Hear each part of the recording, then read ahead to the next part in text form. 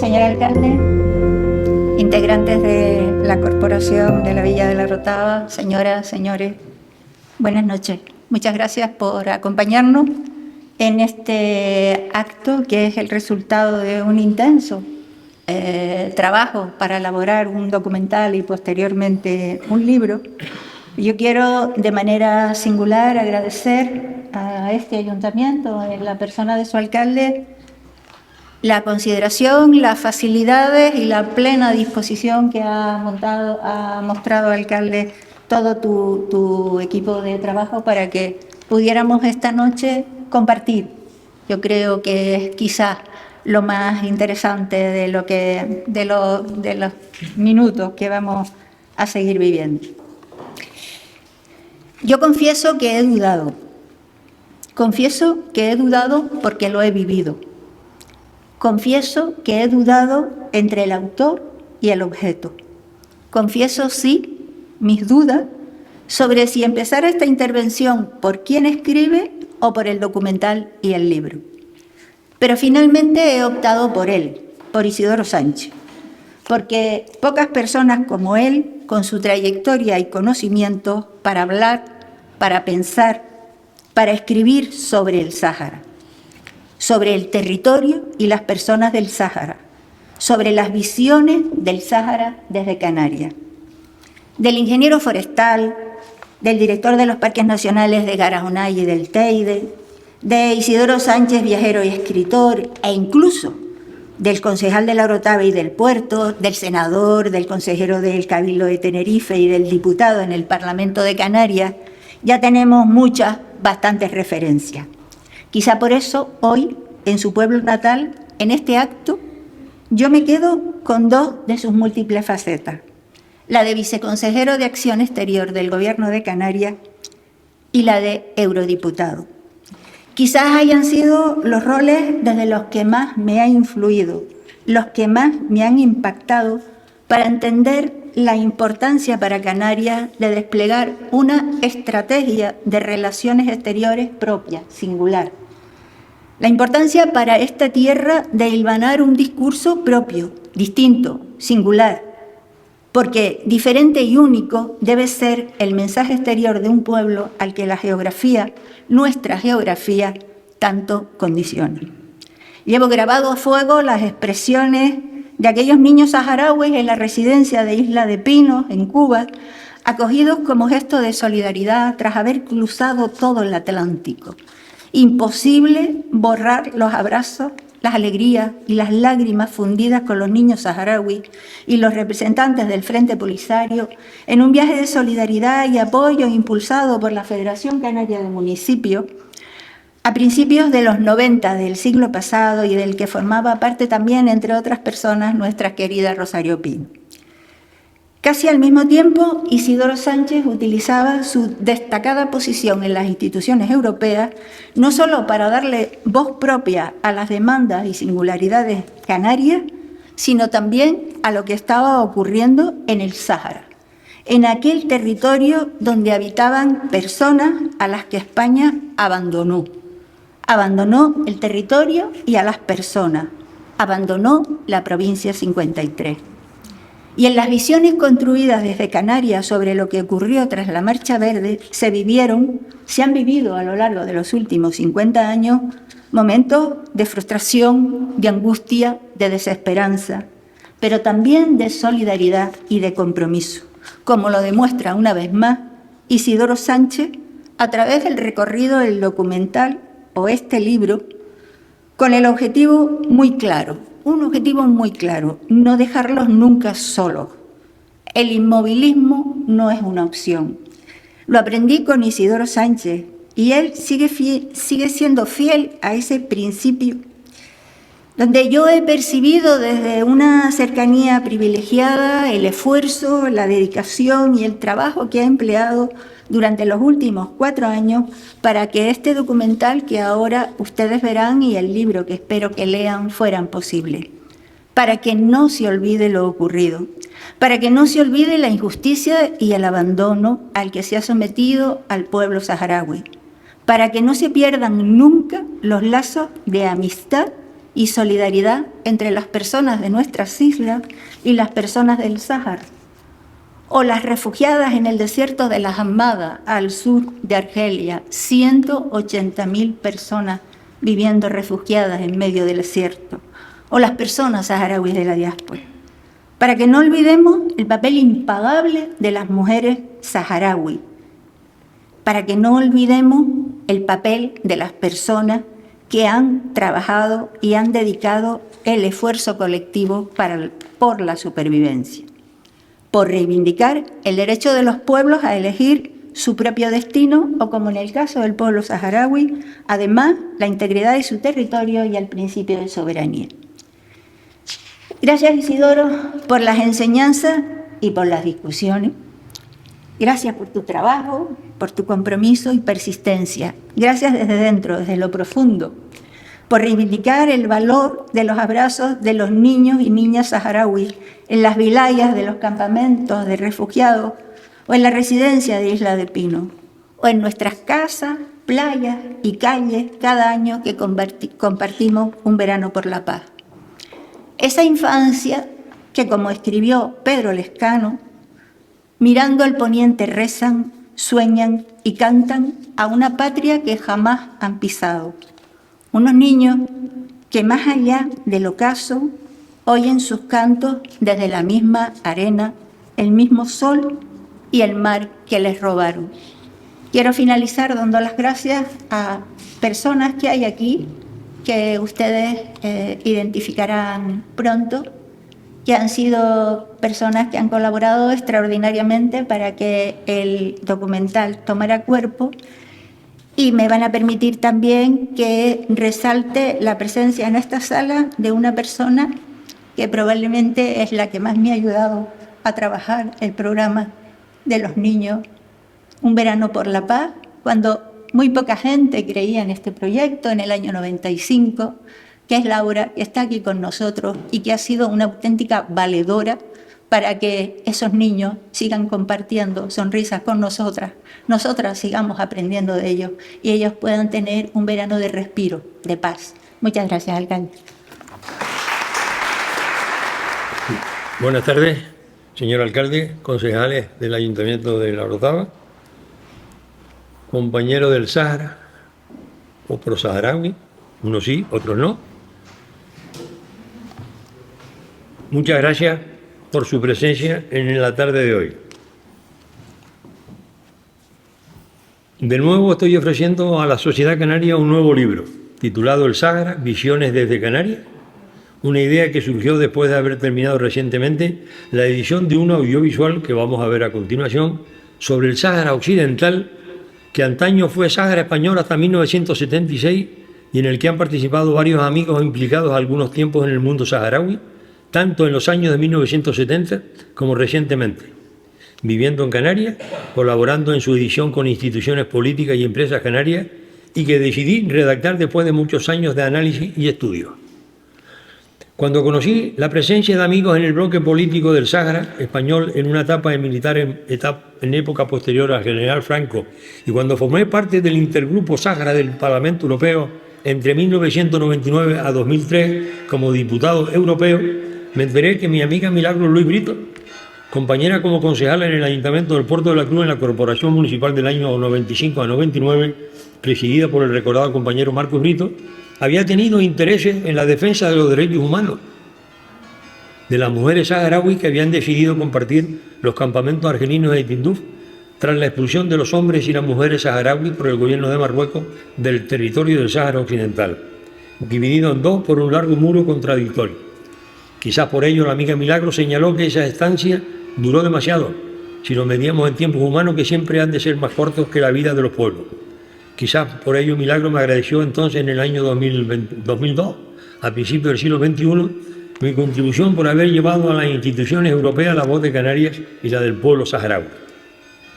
Ya lo ha dicho, creo que ahora mismo, que una de las esperanzas que le quedan al pueblo saharaui son las mujeres, desde donde estén, manteniendo viva su lucha, llevando el debate a las instituciones, valorando su cultura y su identidad, reforzando los programas de ayuda humanitaria y de cooperación, acogiendo a sus niños y niñas en unos veranos en paz y blandiendo su bandera.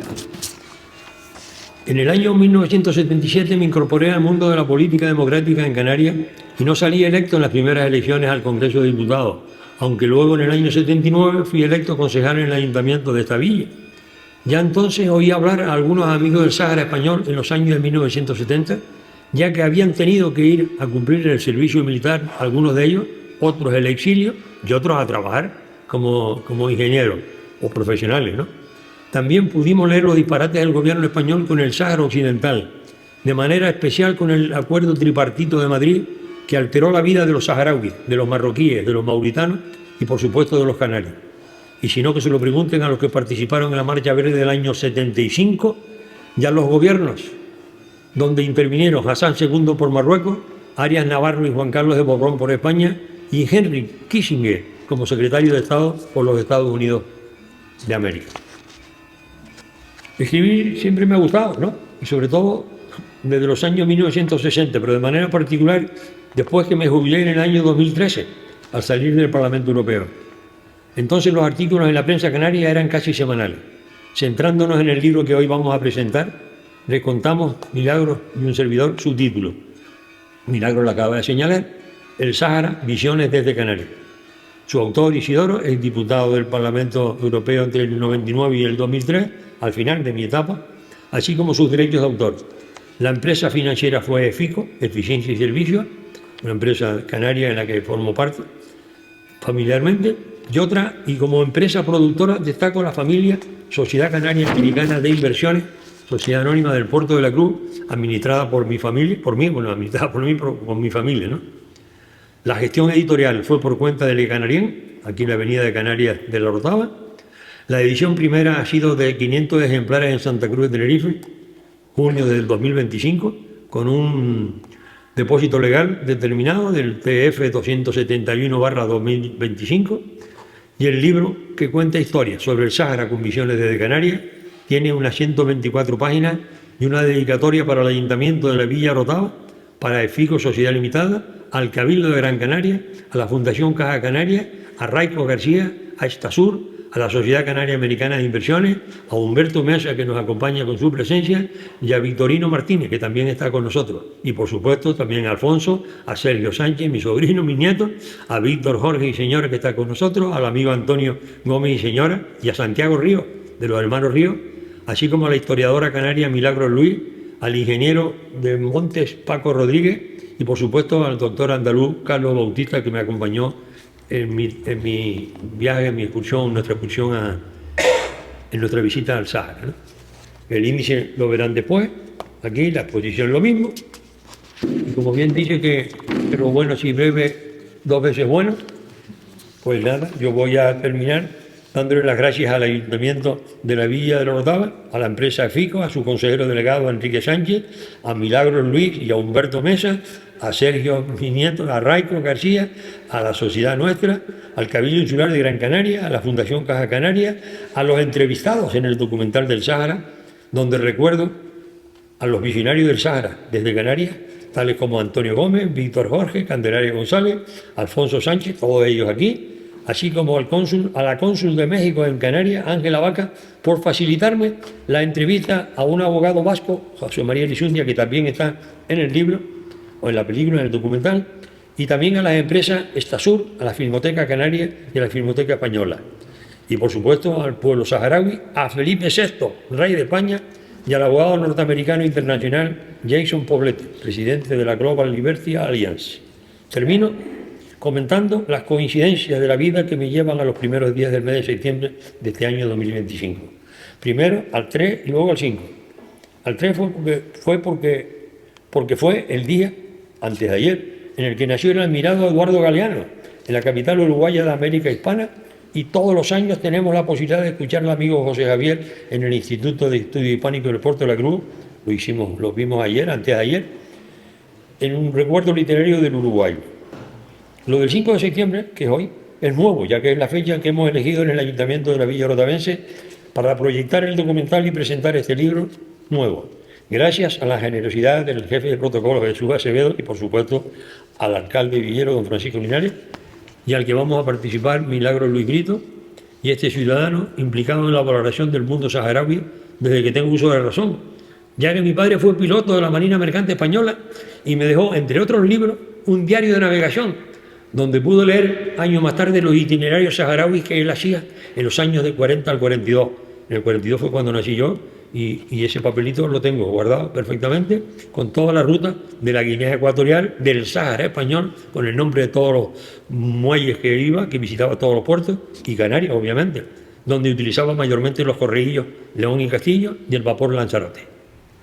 El viernes 19 de septiembre proyectaremos de nuevo el documental y presentaremos el libro del Sáhara en el Instituto de Estudios Hispánicos del Puerto de la Cruz, en colaboración con el Ayuntamiento portuense, de la mano de Milagros Ruiz también.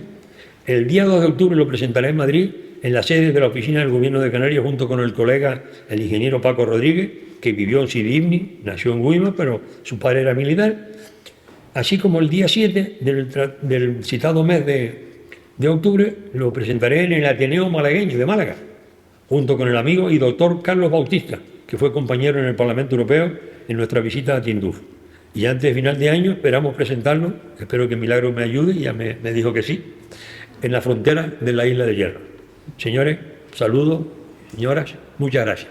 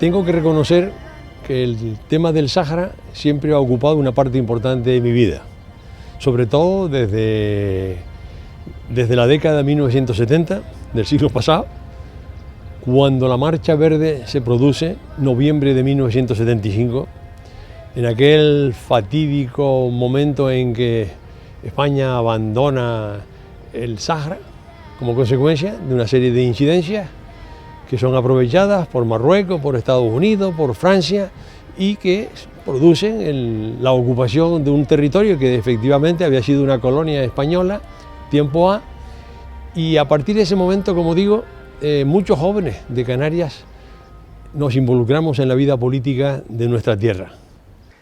Yo fui al Sáhara por motivos familiares. Mis padres eran profesores.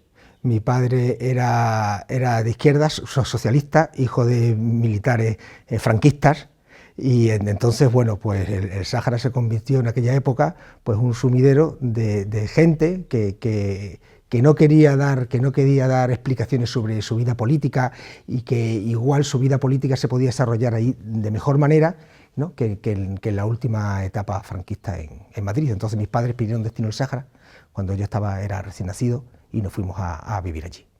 El Sáhara Occidental fue una provincia española entre 1958 y 1976. Formó parte de un pequeño imperio colonial que conformó España en el continente africano, entre el mar Mediterráneo y la Guinea Ecuatorial. El Sáhara está situado entre el desierto y el Atlántico. Yo me fui al Sáhara no de una forma accidental. Yo me fui al Sáhara, bueno, tengo unos antecedentes, ¿no? Esos antecedentes empiezan cuando yo terminé las prácticas de milicias. Ya hacía un año que había terminado la carrera. Entonces, mi trabajo que yo tenía en ese momento para poderme para poder subsistir y pagarme los estudios y tal, yo me dedicaba a dar clases en un colegio privado en Madrid, siempre en la rama de ciencias, pues porque me ha gustado mucho la matemática, la física, la química y tal, ¿no? Entonces no pude irme antes, aunque ya tenía palabrado el tema del Sáhara, hasta que no acabó el curso. El curso acabó en junio y yo me marché al Sáhara el 19 de junio de 1972. Ese fue el motivo. ¿Por qué me fui al Sáhara y no me fui a Guadalajara? Pues porque yo tenía 2 trabajos en Madrid y un trabajo en el Sáhara. Entonces, a la que es ahora mi mujer, entonces novios, le dije, Ana, hay esto. Nos teníamos que separar, lógicamente, ¿no? Éramos novios. Y dijo, sin rechistar ni pestañear, dijo, tú debes de ir al Sáhara. Tu forma de ser es más de pantalón de pana, pantalón corto, que no de corbata y chaqueta. ¿Vale? Ese fue el motivo por el que yo me fui al Sáhara. Y así empezó todo. La superficie del Sáhara Occidental es del orden de unos 250.000 kilómetros cuadrados, aproximadamente la mitad de España. Linda al norte con Marruecos, al sur con Mauritania, al este con Argelia y Mauritania y al oeste con el Océano Atlántico, con el que limita a lo largo de 1.200 kilómetros de longitud. Canarias está situado a unos 100 kilómetros aproximadamente de este territorio saharaui. Acabé el curso de los chicos y chicas que tenía y entonces reinicié mi vida profesional, digamos, dedicado a la ingeniería, pues en el AIUM, me contrató la empresa Cubiertas y Tejados y, bueno, pues allí llegué con un pipiolo, con 24 años, y lo primero que me dicen es que tengo que irme a trabajar a Bucra. Yo trabajaba en Fubocrás porque en ese momento una persona nos ayudó y vimos que podíamos empezar a trabajar allí, entonces fui a trabajar allí. Allí trabajábamos de limpieza, porque aquello era un pabellón donde vivían todos los trabajadores que trabajaban en la empresa y nosotros íbamos allí a eso, a trabajar, porque no había otra cosa. Y en el Sáhara para las mujeres no había nada más, es lo que había y teníamos que adaptarnos a eso. Y nada más, después ya fue la Marcha Verde y ya nos obligaron a marcharnos y tuvimos que irnos. La semana que viene te tienes que ir a Bucra, que estamos haciendo una obra muy importante para fosfatos, una planta de tratamiento, oficinas, talleres, edificios grandes y tal, y tienes que ir allí como ayudante de obra de uno que está allí, porque ese uno se va a marchar y tenemos que ir formando gente y tal. Bueno, pues nada, pues allá que me preparo para irme al desierto, porque era pleno desierto. Claro, yo al principio me quedaba un poco tal, pues digo, yo voy a ir al desierto a ver a los saharauis y tal, ¿y estos quién son? Y claro, yo los veía por la calle y tal, pero bueno, yo no tenía una relación así como para poder opinar de si ellos eran de una forma o de otra, si eran iguales que nosotros, si estaban más atrasados o más adelantados que nosotros y tal. Y empecé a preguntar, pues eso, cómo se organizan en tal. Me dijeron que en tribus, que tenían sus chej, o sus chiug, que es el plural de chej es jefe, y chiug es el conjunto de jefe. Y luego pero bueno, ¿y estos, el gobierno del Sáhara les permite el que ellos mismos se autogobiernen? Bueno, yo te digo que a quien le pregunté era una persona del gobierno del Sáhara, militar, graduado, o sea, graduó una persona importante que me acogió como si fuera su hijo, ¿vale? Bueno, pues eso fue el inicio de mi vida en el Sáhara y en el trabajo. Bueno, yo me fui la primera vez al AIUM, tenía 15 años porque a los 14 murió mi madre y yo estaba solo con mi padre ahí en la casa. Y entonces tenía a mi hermano en el AIUM y hablé con él una vez y entonces me dijo que me fuera para allá con él a trabajar. Y por eso me fui. Me fui allí y allí estuve trabajando hasta que regresé para casarme. Y luego ya cuando me casé, volvimos allá. Allí estuvimos un poco tiempo más ya casados. Mi mujer enfermó y tuvo que venirse y yo me quedé. hasta que nació nuestra niña y entonces yo me vine para acá. Y después ya no volví, pensaba volver pero no volví. Después fue cuando me quedé aquí para irme a... que fue cuando me fui a Inglaterra. Y luego regresé, cuando regresé de Inglaterra sí volví otra vez a Layún. Y entonces se fue mi mujer y se fue la niña. Y allí estuvimos, pues, desde que empezó la Marcha Verde hasta que se terminó todo. Que yo regresé del Layún, cuando terminó la Marcha Verde, a Fuerteventura. Y después ya en Fuerteventura fue cuando me dijeron si quería venirme con un permiso definitivo o indefinido, que se llamaba. Me vine y ya no me llamaron más, sino cuando fui a entregar, que entregué ahí por encima de los rodeos. Bueno, para una mujer de mi generación, una mujer canaria que nació en los años 60 del siglo pasado, hay múltiples motivos, múltiples razones para fijarse e interesarse en lo que estaba ocurriendo al otro lado de nuestra orilla, que es nuestra vecina costa africana. Hay motivos culturales, familiares, de quien, como a mí, siendo una niña, se le hablaba de lo que ocurría en aquella África del norte cercana. Hay motivos políticos, porque todo el proceso de transición española, toda la puesta en marcha, la gestación de la Constitución del 78 en paralelo en el continente africano y concretamente en relación con el pueblo saharaui, estaba sufriendo una situación terrible. Aquel acuerdo de noviembre del año 75 que dio lugar al tripartito y que supuso la salida al exilio del pueblo saharaui, pues traía mucha información de retorno, mucho sentimiento de curiosidad, de interés, de solidaridad por lo que estaba sufriendo aquel pueblo que se veía obligado a desplazarse. Y posteriormente, sobre todo a finales de los años 70 ya, cuando llegamos al mundo universitario, el debate se amplía y se fortalece, porque realmente es cuando empezamos a tener noticias en amplios sectores de la Universidad de La Laguna, de lo que ocurría de verdad, que no nos llegaba a través de los medios de comunicación del momento, pero de lo que estaba ocurriendo, de la tremenda injusticia a la que se estaba viendo sometido el pueblo saharaui, del sufrimiento, del acoso, de la persecución, de la obligatoriedad de abandonar su territorio, todo el pueblo que salió hacia el exilio. Y eso ya generó pues una red política inicialmente muy vinculada, sobre todo a partir del año 84-85.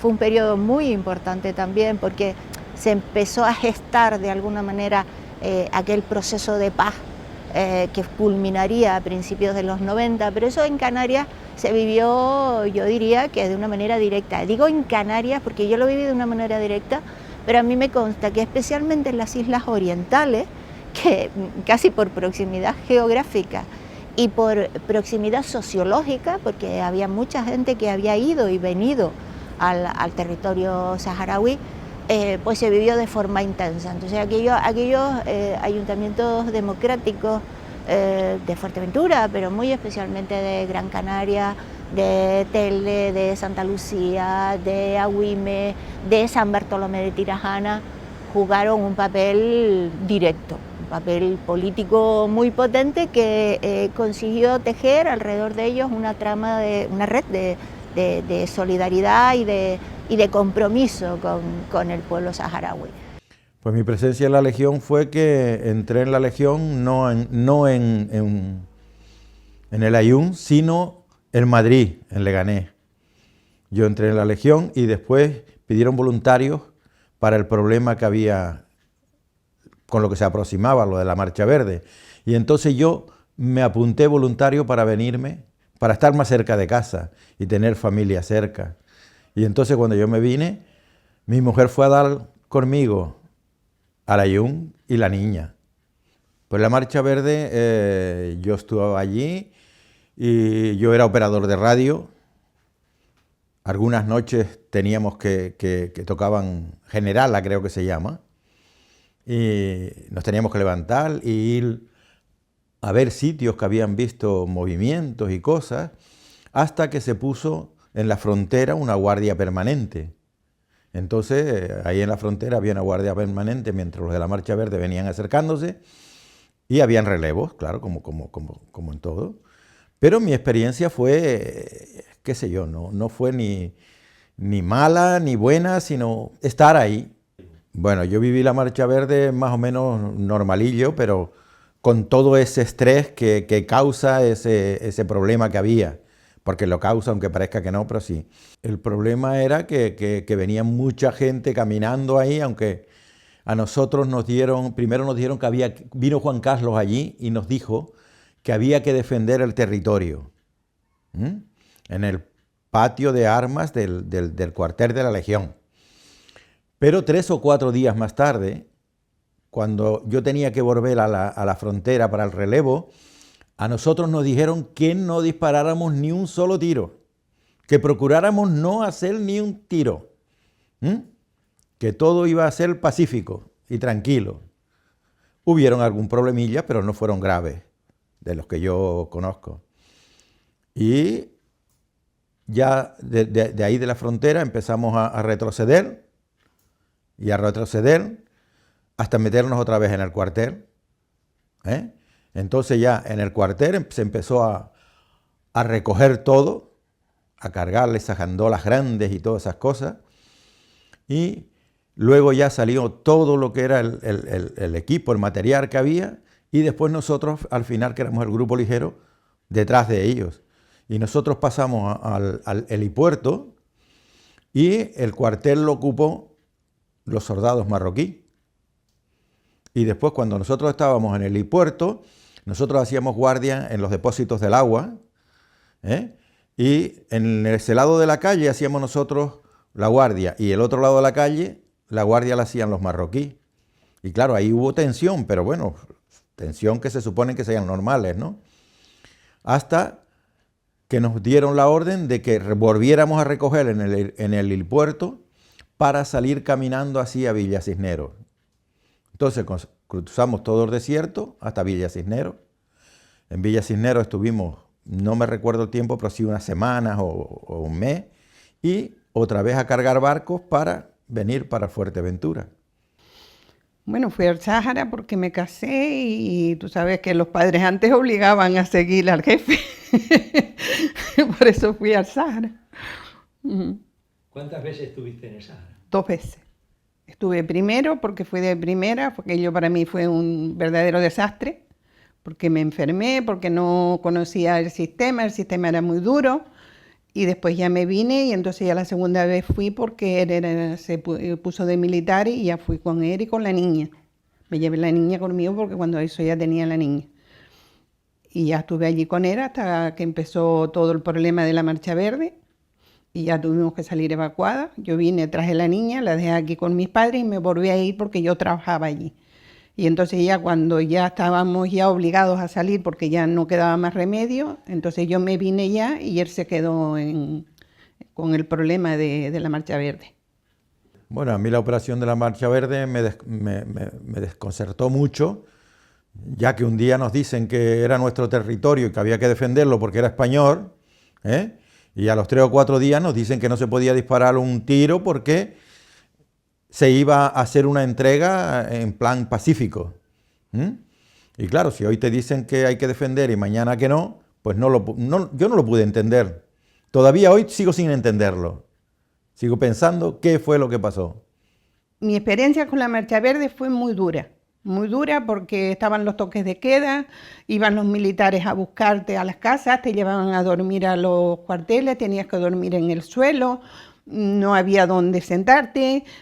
Para mí fue dura, sinceramente. Para mí fue muy dura porque estaban las tanquetas ya en la calle, los militares estaban con las metralletas en la calle, vías los enfrentamientos y para mí sinceramente fue muy duro, muy duro. Yo esa experiencia no la quisiera volver a vivir, sinceramente. Eso fue lo que yo viví. Para mí fue duro. Mi opinión sobre el futuro del Sáhara, personal, creo que es muy nefasto, muy mal hecho todo, y que esa gente creo que ha pagado unas consecuencias durante más de 40 años que no tenían que haber sido así. Esa es mi opinión, pero no puedo decir más porque no conozco más. A mí me parece que eso ya llegó a Marruecos y ya se acabó todo lo que había. Es mi opinión, desde mi forma de ver lo que hay. Eso es lo que yo pienso. Decía que el tema del Sáhara es un asunto recurrente en mi vida personal, en mi vida política, y de hecho, bueno, pues significó una alteración importante en la historia de España como consecuencia, primero, de la Marcha Verde, que se produce en noviembre del año 75, segundo, de la muerte del jefe de Estado en aquel momento, que era el general Franco. Yo creo que se aprovechan de esa situación las potencias, tanto Estados Unidos como Francia, como el mismo Marruecos, y se produce lo que se produce. La ocupación del Sáhara, pues, es cuna de conflicto y genera problemas. Primero, de España con las potencias interesadas en el Sáhara, como era Marruecos, como era Francia, como era Mauritania, y de hecho, en el año 76 se constituye, los saharauis constituyen un partido político, el Frente Polisario, que a su vez declaran un poco más tarde pues la República Árabe Democrática Saharaui, y que es, diríamos, la causa, la razón por la cual durante más de 40 años pues estamos en una situación de ambigüedad, estamos flotando en las nubes la resolución definitiva del proceso de descolonización de ese territorio tan importante como es el Sáhara, que como todos sabemos está situado en la costa noroccidental de África, frente a las Islas Canarias, entre Marruecos por un lado y Mauritania por otro, pero que en este momento pues, ha sido a lo largo de más de 45 años, pues cuna de conflictos importantes.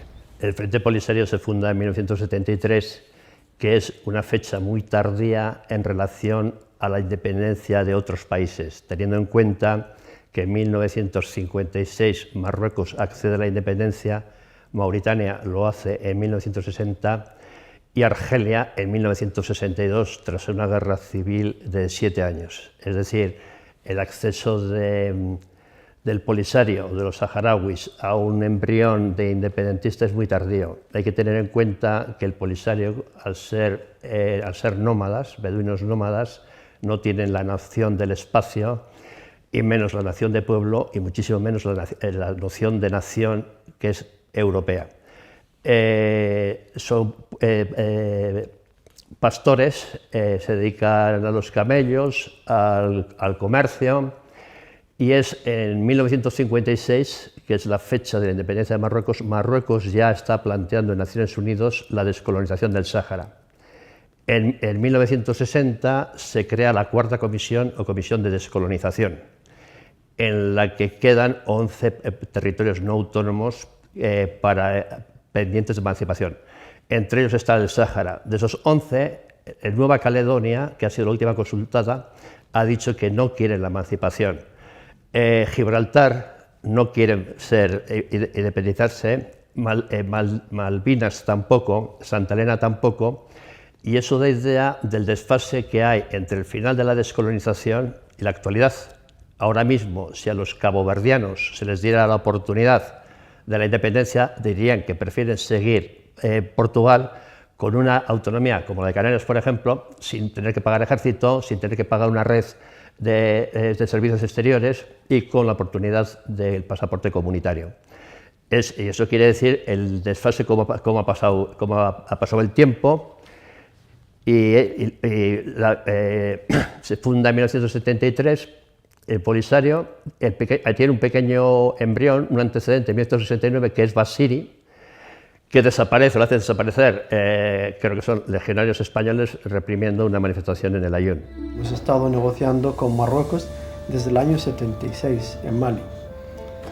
Todo un proceso de negociaciones pasando por Lisboa, por Londres, por Berlín y por muchas otras capitales, con planes establecidos para resolver el problema del Sáhara aprobados por Naciones Unidas, Y siempre hemos mantenido a través de todo ese proceso una posición constante de que para nosotros todo es negociable, excepto nuestra soberanía nacional sobre nuestro territorio.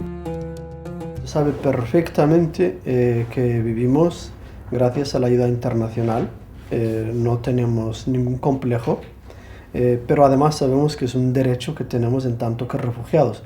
No mendigamos ayuda a nadie, ni tampoco tenemos problema si algún día, por cualquier razón, esta ayuda viene a recortarse, que se ha hecho ya el caso. Es una sociedad, es una historia, es un territorio y los habitantes, los saharauis actualmente son coherentes con esas responsabilidades. Nuestra independencia y la expulsión de la tropa y la administración marroquí es un hecho acondicionado a factor tiempo. Pasada la lucha armada, el Polisario contra España comete muy pocas acciones, creo que hay 10 muertos en los enfrentamientos con España, menos que hay en la guerra de independencia de Marruecos, después de la independencia, 57 y 58, que las tropas del Ejército de Liberación Sur, que no se integran en las fuerzas armadas marroquíes, quieren expulsar a España de Sidi Ifni y a los franceses de Mauritania. Esta parece ser que llega a haber 5.000 saharauis que intervienen en ese ejército, que luego son los que se quedan en Marruecos y son los padres del futuro, los dirigentes del Polisario. En Tarfaya, Tantán, debajo del río Dra o del Nun, son las tribus tecnas, que son sedentarios, son saharauis, y ahí se crían Abdelaziz, el Oali, Basiri, todos proceden y pasan por universidades marroquíes, al punto que el líder máximo del Polisario, Abdelaziz, no sabía español, sabía francés. Y el primer órgano político del Polisario se edita en francés, porque la idea del Sáhara Occidental, como un único grupo saharaui es falso, son tribus, y entonces ahora en Tinduf hay gente viviendo, saharauis argelinos, mauritanos, marroquíes y del antiguo Sáhara Occidental. Veíamos que el Sáhara había sido una provincia española en un momento determinado de su vida, que habían muchos canarios trabajando en el Sáhara, que había muchos saharauis nacidos en el Sáhara y que habían obtenido la nacionalidad española, que sin embargo, bueno, luego se la quitan, de alguna manera. Pero a nosotros los jóvenes de aquel momento nos hizo pensar mucho, por lo menos a mí, y por eso yo cambié mi vida profesional, introduje en mi vida profesional la participación en la vida política de Canarias, de España, e incluso llegué a ser eurodiputado y el Sáhara me venía arrastrando. Por eso insisto en que el Sáhara es un elemento, es un territorio, es un tema, es un asunto que me preocupó desde entonces y me sigue preocupando, que es la razón de ser de este documental.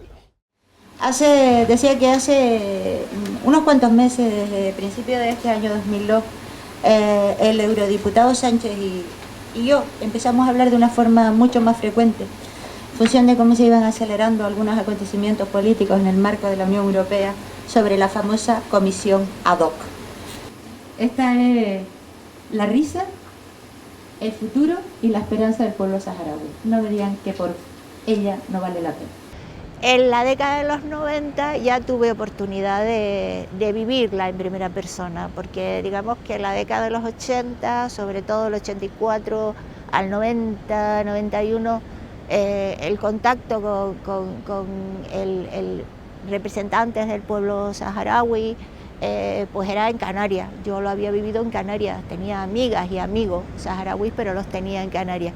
En los años 90 ya, por diferentes razones, tuve oportunidad de desplazarme en varias ocasiones a los campamentos de refugiados, y ese fue el momento en el que yo creo que de verdad conecté con lo que era el movimiento político que representaba el Frente Polisario, el porqué de la reivindicación de una república árabe saharaui democrática, el porqué de defender un referéndum limpio, y sobre todo es cuando ya de una manera más potente tienes esa conexión que es también afectiva, es de compromiso político, es de solidaridad, es de defensa del trabajo inmenso y ejemplar que desarrollaban las mujeres saharauis y sobre todo la Unión de Mujeres Saharauis Democráticas, pero también hay un componente afectivo muy fuerte, es el ir allí, el estar con ellos y con ellas, el estar con aquellos niños y aquellas niñas,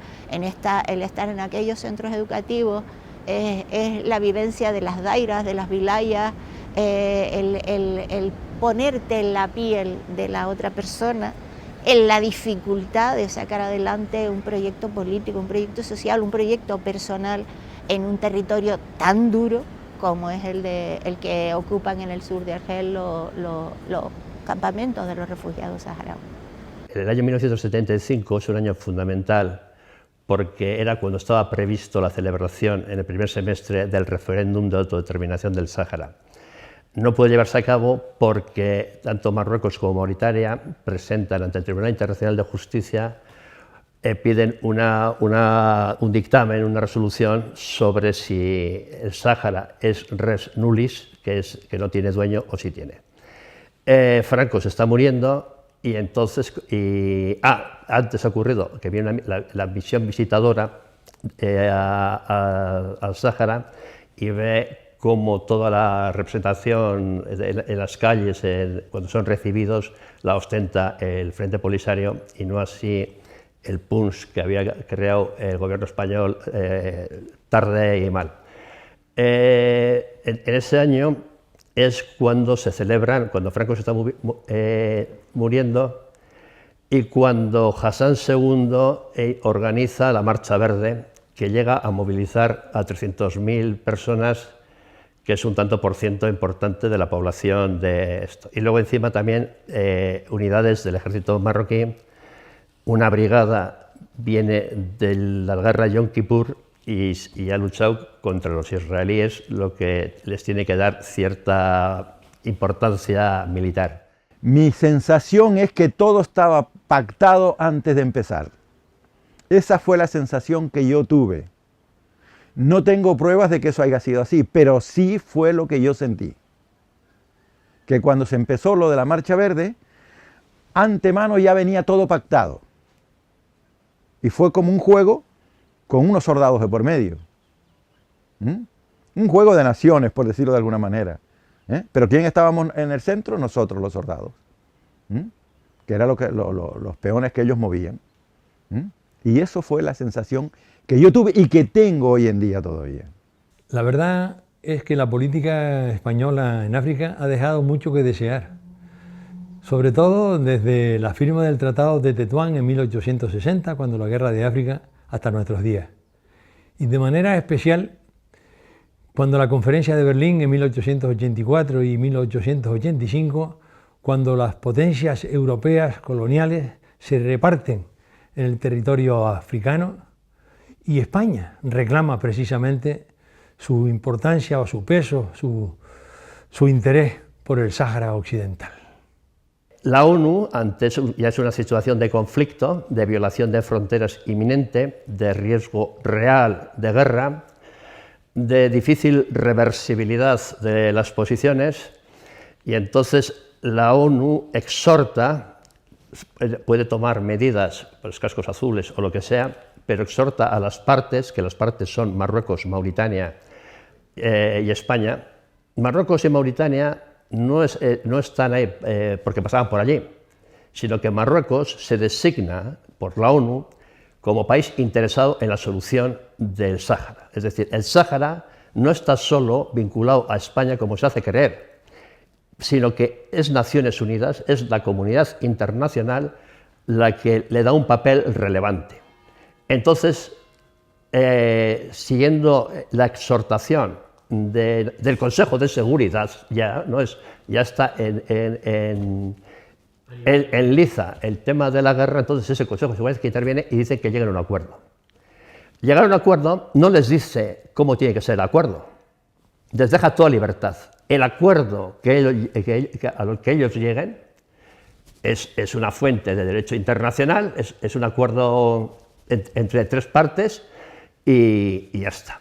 La ley, hay una ley entonces que dicta el gobierno español que dice que tratarán de llegar a una administración compartida entre Marruecos, Mauritania y la YEMA, que es el órgano consultivo asambleario sobre el que iba a pivotar el futuro poder legislativo del Sáhara.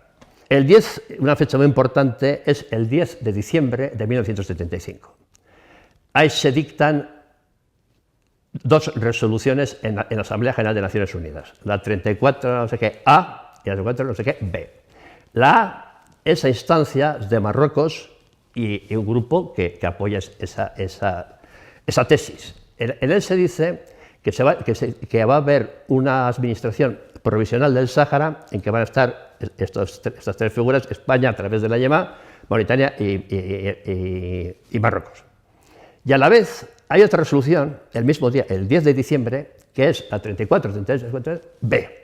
En ella está auspiciada por amigos del Polisario y en ello se dice que España es la potencia administradora y nada más, y que tiene que llegar a una solución y Naciones Unidas.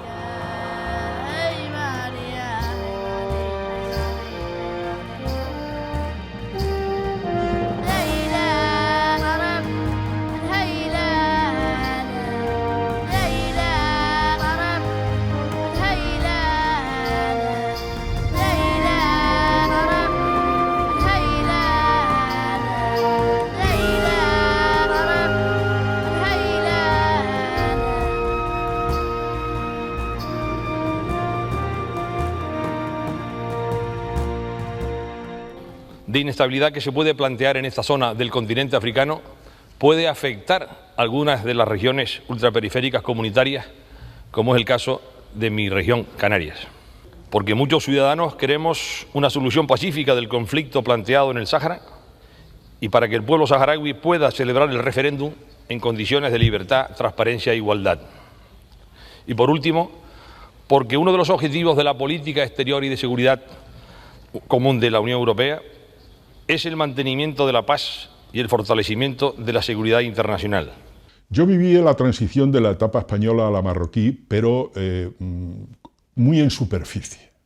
Yo reconozco que por mi vida laboral yo no estaba enterado de muchas de las cosas que se movían en los despachos, porque lógicamente, aunque siempre he tenido muy buenos amigos de los mandos, siempre. O sea, yo, como he viajado tantísimo por el desierto, porque yo tenía tajos de personal, 300 en Guelta Cebur, en Tifariti tenía 200, en Magbes tenía otros tantos, en Daora tenía otros, en Esmara, por ejemplo. O sea, que yo me conozco el Sáhara a golpe de Land Rover, me lo conocía entero. Entonces, claro, estuve en ese tiempo viviendo de una forma un poco superficial lo que estaba pasando en la Marcha Verde, que viene, que no sé cuánto, que tal, que problema tal. Te llamaba, mi madre me llamaba y me preguntaba, ¿qué hijo? ¿Por qué no te sales? ¿Por qué no? Digo, pues si aquí no pasa nada, siempre pasa menos que lo que la gente tal. Pero sí, viví esa transición de tal desde el punto de vista, digamos, de un profesional. Pero no un profesional militar, sino un profesional civil. Desde luego, el problema del Sáhara es un tema tan enquistado que parece que de muy difícil solución. España desaparece de escena para siempre en 1976 y luego, a instancias en el 83 de la OUA y de la ONU, intentan buscar un acuerdo.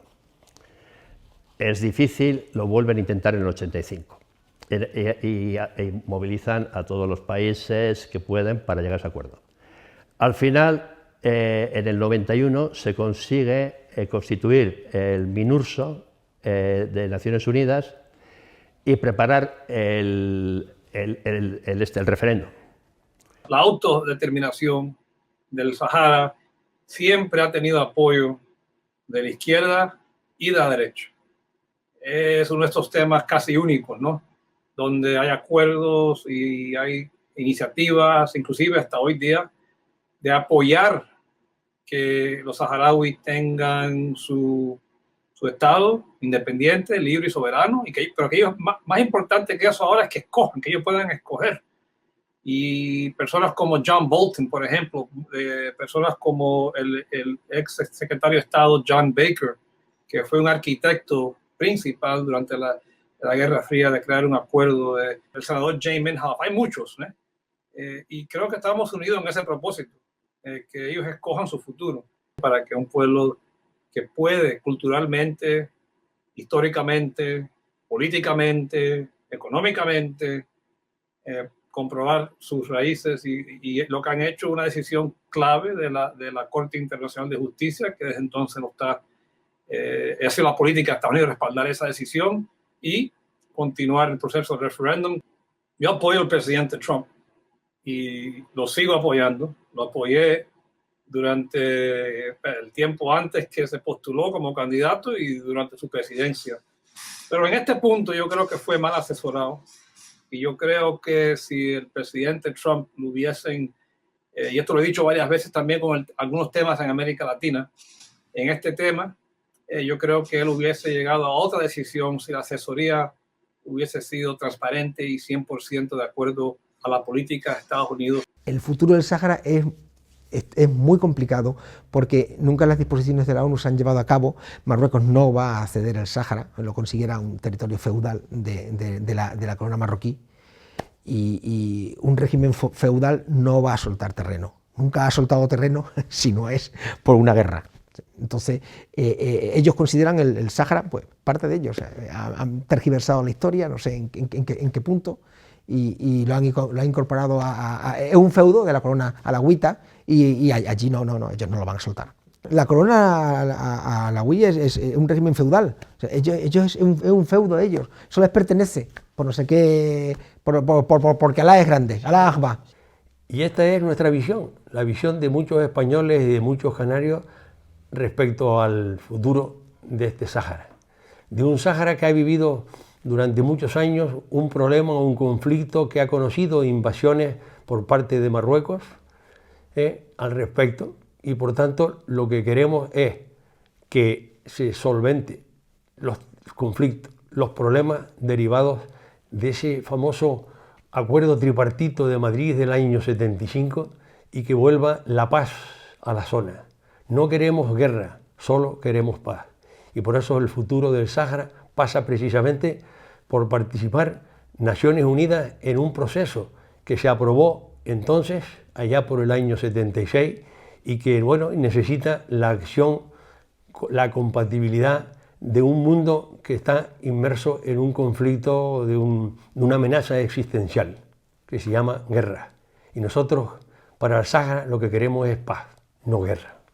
España apoya los esfuerzos de Naciones Unidas en favor de una solución política, justa y duradera y mutuamente aceptable que prevea la libre determinación del pueblo del Sáhara Occidental en el marco de disposiciones compatibles con los propósitos y principios de la Carta de Naciones Unidas. El delicado problema del Sáhara se ha ido prolongando de tal manera que parece lento. Ha generado o sigue generando sentimientos contradictorios en lo que se refiere a duración, desaliento, y por eso es necesario solución prácticas, definitivas, ya, para conseguir de manera digna la misma y al mismo tiempo construir una comunidad de estados magrebíes. Recomiendo a todos los involucrados que se quiten la arena de los ojos para que puedan ver el futuro con más claridad y resolver el problema. De manera especial a las Naciones Unidas, quienes son los que están legitimadas para resolver el conflicto mediante el referéndum a la libre determinación del pueblo saharaui.